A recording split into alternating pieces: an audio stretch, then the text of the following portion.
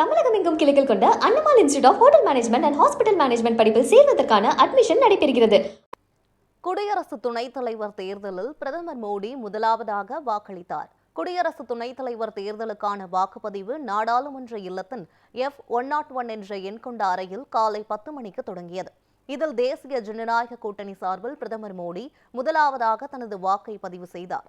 அதனைத் தொடர்ந்து மத்திய அமைச்சர்கள், எம்பிக்கள் ஆகியோர் வரிசையில் நின்று வாக்களித்து வருகின்றனர். மாலை 5 மணி வரை வாக்குப்பதிவு நடைபெறவுள்ளது.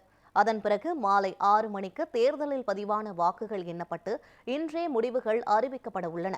நாடாளுமன்ற இரு அவைகளின் மொத்த உறுப்பினர் எண்ணிக்கையான 788-இல் தற்போது 782 உறுப்பினர்கள் உள்ளனர். இதில் வெற்றி பெறுவதற்கு குறைந்தபட்சம் 392 உறுப்பினர்களின் ஆதரவு தேவை. பாஜக தலைமையிலான தேசிய ஜனநாயக கூட்டணிக்கு 422 எம்பிகள் இருப்பதால் அந்த கூட்டணியின் வேட்பாளர் CP ராதாகிருஷ்ணனே வெற்றி பெறுவார் என்று எதிர்பார்க்கப்படுகிறது. எதிர்க்கட்சிகளின் இந்தியா கூட்டணி சார்பில் போட்டியிடும் முன்னாள் நீதிபதி சுதர்ஷன் ரெட்டிக்கு வெற்றி வாய்ப்பு குறைவாகவே உள்ளது.